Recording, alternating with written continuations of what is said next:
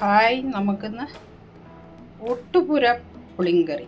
നമ്മൾ അമ്പലങ്ങളിലൊക്കെ പോയാൽ കിട്ടില്ലേ, വെള്ളരിക്ക, തേങ്ങ അരയ്ക്കാൻ, പിന്നെ ഇത് നമുക്ക് വറക്കാൻ, പുളി നമുക്ക് പിഴിഞ്ഞൊഴിക്കാൻ, ബാക്കിയൊക്കെ വറുത്തെടുക്കണം.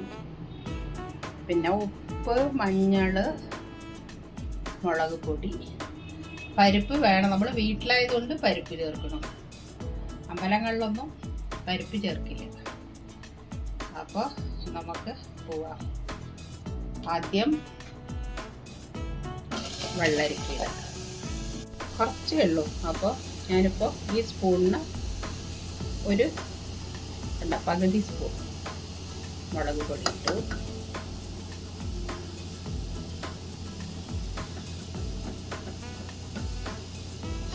അത്ര മഞ്ഞൾപ്പൊടി ഇട്ടു.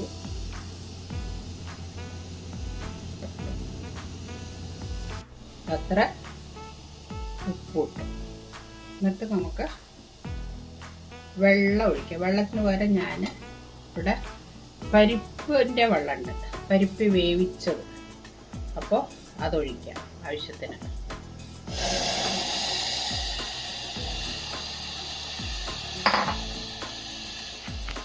എന്നിട്ട് നമുക്ക് ഇളക്കി ഒന്ന് കുക്കറിൽ ഒന്ന് മൂടിയിട്ടിട്ട് വേവിക്കാം. ഓക്കെ, ഇതപ്പോൾ വെന്തു. നമുക്ക് പുളി ഒഴിക്കാം. ഉള്ളതൊക്കെ കൂടിയിട്ട് നമുക്ക് ഇതിലിടാം. ഇപ്പോൾ വറുത്തെടുക്കാം. ഇത് പൊടിക്കണം. നമുക്ക് ഒരു സ്പൂണ് മല്ലിപ്പൊടി ഇടണം കേട്ടോ. അത് ഞാൻ പറഞ്ഞില്ല അല്ലേ. കൊറിയാൻഡർ ഫുള്ളായിട്ടുണ്ടെങ്കിൽ അതിട്ടോളൂ, അതൊരു ടേസ്റ്റ്. അമ്പലങ്ങളിൽ കിട്ടുന്ന പുളിങ്കറിയിലൊക്കെ കൊറിയാൻഡർ ഫുള്ളായിട്ടിടും. നമ്മുടെ മാതിരി റെഡിമെയ്ഡ് പൊടിയായിരിക്കില്ല. എൻ്റെ അടുത്ത് ഇപ്പോൾ അതില്ലാത്തത് കൊണ്ട് ഞാൻ പൊടിയിടാം. ഓക്കെ, അരി നല്ല പൊരിഞ്ഞ് വരണം കേട്ടോ. ആ സമയത്ത് നമുക്ക് ഒരു സ്പൂൺ മല്ലിപ്പൊടി, അല്ലെങ്കിൽ ഫുള്ള് മല്ലി ഉണ്ടെങ്കിൽ അതിട്ടോളൂ. ഓക്കെ, അതാകുമ്പോൾ കുറച്ചും കൂടി ടേസ്റ്റ് ഉണ്ടാവും. അമ്പലങ്ങളിലൊക്കെ അതായിരിക്കാം യൂസ് ചെയ്യാം. ഓക്കെ, ഇതിനെ പൊടിച്ചു കൊണ്ടുവരാം. പുളി നല്ല തിളച്ചു. പിന്നെ നമ്മൾ പൊടിച്ചു വെച്ചത് നല്ല മണം വരുത്തുക.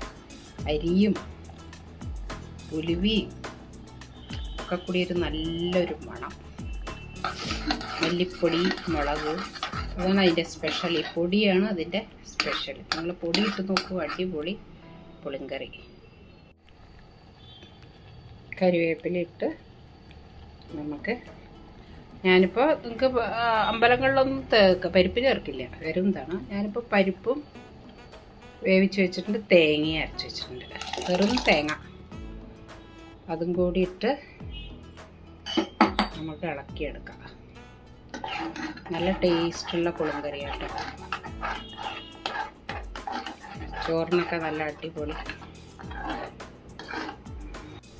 ഒരു കഷ്ണം വെള്ളം, അപ്പോഴാണ് അതിൻ്റെ പുളി, ഉപ്പും വെല്ലവും ഒക്കെ കൂടിയിട്ടൊരു പ്രത്യേക ടേസ്റ്റ്. ഇനി നമുക്ക് കടുക് വറുത്തിടാം. കടുകിട്ട് മുളകും ഇട്ടിട്ട് നമുക്ക്, ഞാൻ കുറച്ചെടുത്തിട്ടുണ്ട് സെർവ് ചെയ്യുന്ന പാത്രത്തിൽ, അതിൽ വറുത്തിടാം. അപ്പം നമ്മുടെ പുളിങ്കറി റെഡി. എല്ലാവരും ഉണ്ടാക്കി നോക്കുക. സബ്സ്ക്രൈബ് ചെയ്യൂ, ലൈക്ക് ചെയ്യൂ, ഷെയർ.